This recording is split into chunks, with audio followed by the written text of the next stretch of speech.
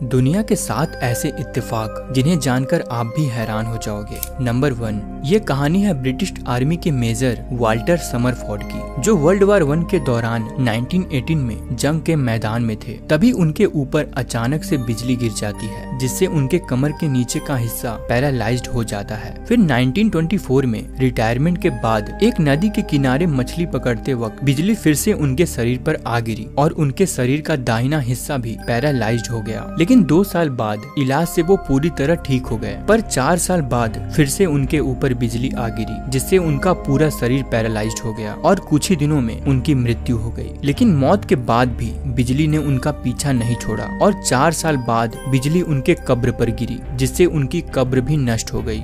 Number 2, America के एक famous writer Edgar Allan Poe ने अपनी एक book the narrative of Arthur Gordon Pym of Nantucket में एक फिक्शनल स्टोरी लिखी थी, जिसमें उन्होंने 4 नाविकों के बारे में जिक्र किया है, जो समुद्र में भयंकर तूफान के बाद रास्ता भटक जाते हैं और खाना खत्म होने के बाद 3 दोस्त मिलकर चौथे व्यक्ति को मारकर खा जाते हैं, जिसका नाम रिचर्ड पार्कर था। लेकिन आपको जानकर हैरानी होगी कि 46 साल बाद 1884 में 4 नाविक समुद्री सफर के दौरान रास्ता भटक गए और भूख की वजह से उन्होंने अपने ही एक आदमी को मारकर खा लिया। इसमें सबसे बड़ी हैरानी की बात ये थी कि उस व्यक्ति का नाम भी रिचर्ड पार्कर था। नंबर 3, नेपोलियन और एडोल्फ हिटलर दोनों ही अपने समय में सबसे क्रूर शासक थे, जिनके शासन काल में करोड़ों लोगों ने अपनी जान गंवाई थी। लेकिन इन दोनों के बीच कई समान समय के संयोग हैं, जैसे दोनों का ही जन्म जहां पर उन्होंने शासन किया वहां पर नहीं बल्कि किसी और देश में हुआ था। साथ ही जब नेपोलियन के हाथ सत्ता आई, उसके ठीक 129 साल बाद हिटलर के हाथ में सत्ता आई।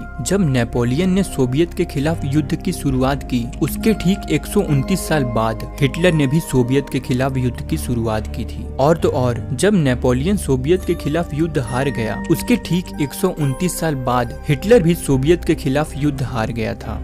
नंबर 4, ओहायो में रहने वाली सिर्फ 15 साल की एक लड़की ने 2 जुड़वा बच्चों को जन्म दिया, लेकिन कम उम्र होने के कारण वो इन बच्चों की परवरिश नहीं कर सकती थी। इसलिए इन दोनों बच्चों को ओहायो में रहने वाली 2 अलग अलग फैमिलीज ने अडॉप्ट किया। लेकिन अलग अलग रहने के बाद भी इन दोनों भाइयों में ऐसे संयोग बने जिसे आज तक बड़े बड़े ह्यूमन बिहेवियर के स्पेशलिस्ट और साइकोलॉजिस्ट भी नहीं समझ सके। जैसे इन दोनों बच्चों को जिन फैमिलीज ने अडॉप्ट किया था, उन्होंने दोनों बच्चों का नाम जेम्स रखा था। जब वो स्कूल जाने लगे तो दोनों बच्चों का फेवरेट सब्जेक्ट मैथ था, और जब वो बड़े हुए तो दोनों की ही शादी लिंडा नाम की औरत से हुई। शादी के कुछ समय बाद ही दोनों का ही अपनी अपनी पत्नियों से डिवोर्स हो गया। और आपको जानकर हैरानी होगी कि उन दोनों ने ही दूसरी शादी की, और जिससे उन्होंने शादी की उन दोनों ही लड़कियों का नाम पैटी था। यहाँ तक कि दोनों लड़कियों के पहले से एक एक बच्चे भी थे, जिनका फर्स्ट नेम जेम्स ही था। 39 साल बाद जब ये दोनों भाई मिले और उन्होंने अपने लाइफ में हुए इन समान संयोग को एक दूसरे से साझा किया, तो दोनों हैरान हो गए। ये दोनों भाई लगभग एक जैसी नौकरी करते थे, साथ ही दोनों एक ही ब्रांड की शराब और सिगरेट पीते थे। क्या इतनी सारी समानताएं मात्र एक संयोग था या कुछ और जिसे समझ पाना नामुमकिन है। नंबर 5, 21 मई साल 2001 में एक पीसी गेम लॉन्च किया गया था, जिसका नाम डेउस एक्स था। इस गेम की स्टोरी में अमेरिका के न्यूयॉर्क सिटी को दिखाया गया था, लेकिन गेम के डेवलपर्स ने गलती से न्यूयॉर्क के ट्विन टावर को गेम में ऐड करना भूल गए। जब इस गलती का पता गेम कंपनी को चला कि वो गेम में न्यूयॉर्क सिटी के नक्शे में वर्ल्ड ट्रेड सेंटर को ऐड करना भूल गए हैं, तो उन्होंने गेम की कहानी को ही बदल दिया और उसमें ये दिखा दिया कि एक आतंकी हमले में वो ट्विन टावर तबाह हो गए। हैरानी की बात थी कि गेम लॉन्च होने के ठीक 4 महीने बाद 11 सितंबर 2001 को आतंकी हमले में इन टावर्स को गिरा दिया गया, जिसमें हजारों लोगों ने अपनी जान गंवा दी, जिसके बाद से ये गेम भी काफी चर्चा में आ गई थी।